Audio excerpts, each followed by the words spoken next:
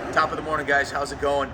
It is Friday, October 13th, here at Kaplan Cycles in the New England Motorcycle Museum. I'm here with Kyle McDonald. You've probably seen him in a bunch of the videos.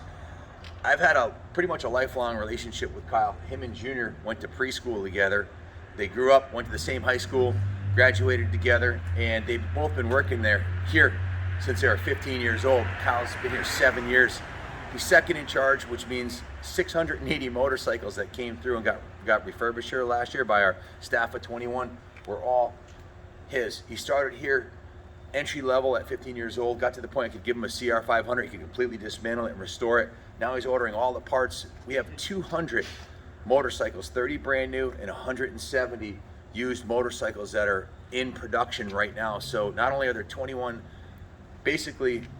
guys that are all taking orders and directions from him on what we want to do with the bikes. Reason I'm telling you this is he went to school to become a police officer. You've got a degree in criminal justice. There's a couple of police departments that are interested in hiring him. His lifelong dream was to be a police officer. As much as I hate to see him go, I'm going to cry myself to sleep when he goes, literally, and we're going to be basically screwed when he leaves. So we thought it'd be a good idea to bring someone in now to train them for his position. So we're looking to hire a project manager, and we're also looking for another aid tech. Because, as you know, the mechanic, 65 years old, he's retiring, moving to Florida. He'll be back in the spring, but he's going to be gone for the next 5 months.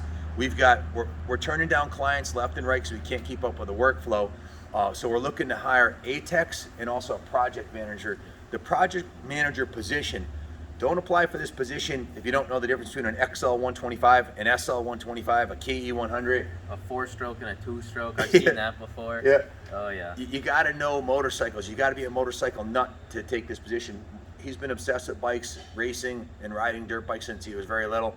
And he's been here for 7 years full time. We're looking for someone who's got 7+ years experience in the industry that can fill his shoes. It's a full-time job, minimum 8 to 5:30. That's the minimum. You can work the minimum or you can work more and be compensated with overtime. The job position, basically, when bikes come in, Kyle and I meet, and you've seen all the truckloads of bikes that come in. We'll lay out 20 bikes in the parking lot, and then we'll go tell them what we do. So, Ken will come in one day with a trailer full of bikes. It could range from 5 bikes. It could range to 30 bikes. So we'll come in, we'll unpack the trailer, we'll display all the bikes out in the parking lot or inside if it's a raining day, and we'll put whatever parts that we have for those bikes with those bikes. And then you'll see me a lot of the time, I carry a yellow notepad with me pretty much wherever I go. And we write down and come up with a project plan for each bike. So, like this FXR right here, if this bike just came in, Ken and I would meet, we'd look at it, we'd do a visual inspection. Okay, say the grip had a tear in it. I'd write down, all right, needs a set of grips. Do we want OEM? Do we want aftermarket? Is OEM available? Then, I'd write down the basics: air filter, petcock, maybe a carburetor rebuild kit, battery. And a lot of this depends on what kind of bike we're talking about. This is a street bike, so batteries, a dead given. Let's look at the tires. Let's see if the tires have any dry rot. See if they have any cracks. Like this bike, for example, it did have dry rotted tires, so we put brand new Dunlop tires on it. That's something we have to order. We have to plan for that. Now I also have a full spreadsheet of all the bikes that we have in inventory with the project plan for each bike. That way, it's easier to keep track of, and I highlight what bikes, what parts I've ordered for bikes, what parts we're waiting on if the parts came in. That's all labeled and highlighted. Now I do that a lot because if we have everything on pen and paper, you can easily lose that. Pen and paper, splash water on it, it's done. You lost your project plan. This way it's on the computer, it's in the cloud, you can access it from any computer that you can get to. So that's like about a quarter. So the main part is coming up with a project plan, knowing what we're going to do to the bike, getting the parts for the bike. That way it can get to a technician to be serviced. Another part of that is ordering supplies for everyone that works here. The detail department goes through a bunch of supplies every week. They go through glass cleaner, waxes, compounds, buffing pads. touch-up paints, brushes, steel wool. Oh, we use steel wool And like rags. crazy. How many rags do we use a week? Oh my god. I order boxes of rags all the time. We're actually looking into getting a washer and dryer for the rags, just because it's gotten to that point where we'll probably actually save money doing that. We will. So then there's ordering supplies for here, and up top. For up top, you got to order fuel. You got to order fuel line. You got to order nuts, bolts, any miscellaneous hardware that they might need. And then too, the techs, it's their tools are a key to their job. So they'll come to me and be like, hey, I see Parts Unlimited offers this tool, and this will really help me with doing clutch packs easier, or this will really help me with getting spark plugs out. And you order it, because if they can't do the job, then we can't do our job, and we're out of business. So then there's also organizing. There's 100, like you said, there's just about 200 bikes in inventory right now. About 170 pre-owned bikes that'll be refurbished, and then we have the 35 plus brand new gas gases that just came in. The new bikes, we have a new bike franchise too. So with those, the new bikes, they don't come fully set up, so you do have to assign those bikes to technicians for them to be set up. The foot pegs, get them out of the crate, make sure they start up and run.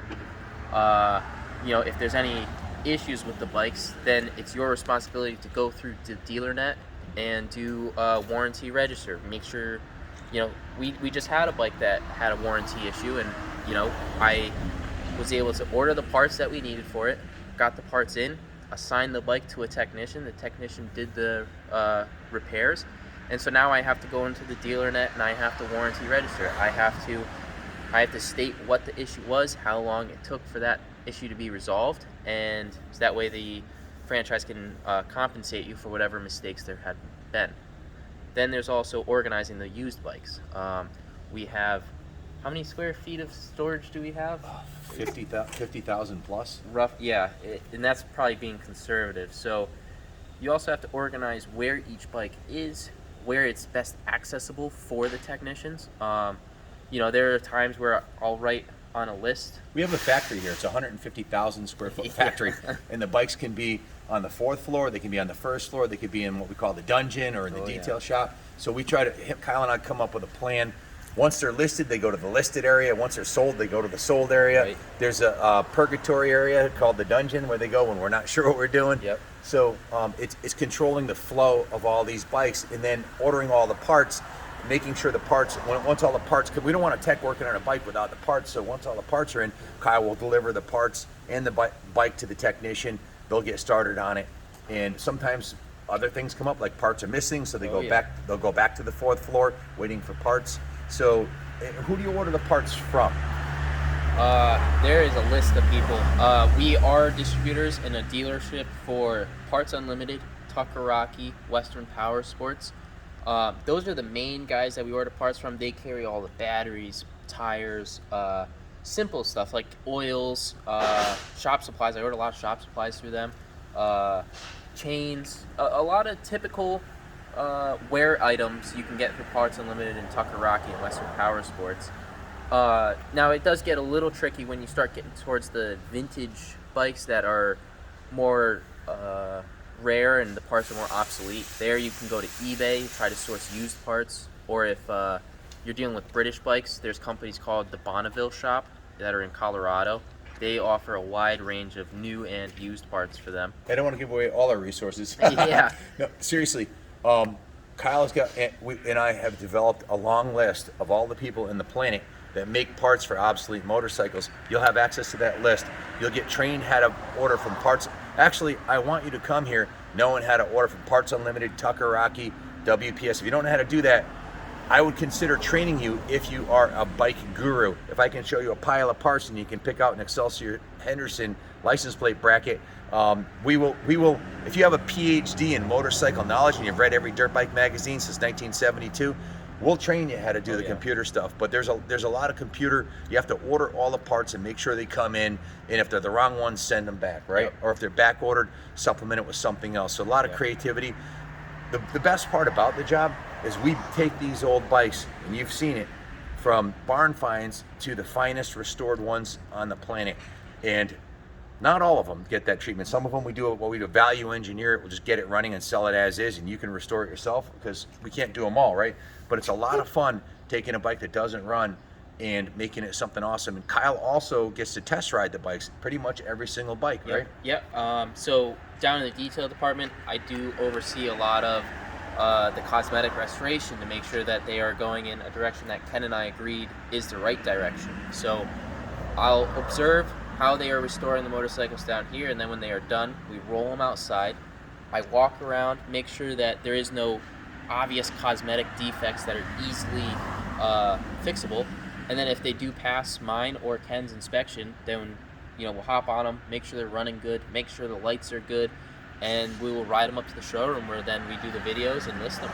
Usually when they come out of detail, the lighting's different inside. We'll bring them outside, looking at both sides. Usually they'll end up getting rolled back in. Kyle will tell them, you gotta, we call it a holiday. When you miss a spot, there's a holiday right here, or work on this a little bit more. Or we'll solicit someone else who might be better at the buffing to do the final buffing, because everybody here is a specialist in one thing at least. Right.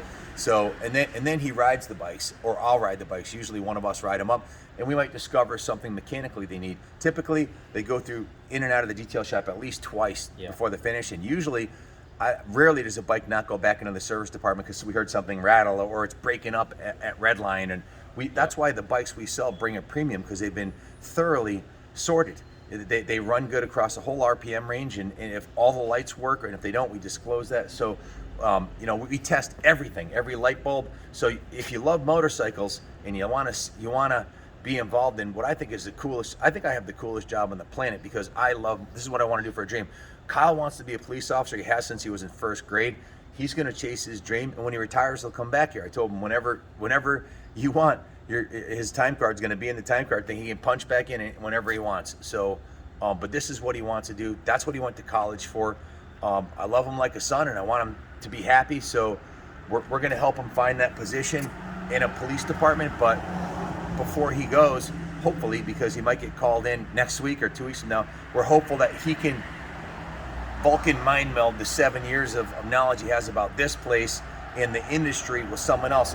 Maybe you bring to the table, maybe you watching this, the guy who wants his job or the gal who wants his job, maybe you have more experience in him, maybe you know more than he does.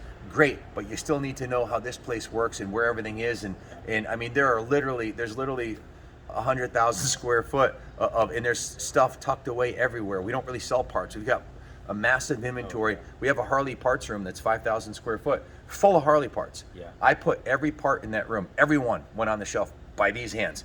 I spent a whole winter up there. Oh, yeah. A couple gas tanks got thrown around, if you remember that. that was a cold winter, but we did it. Yeah. So we had a lot of fun.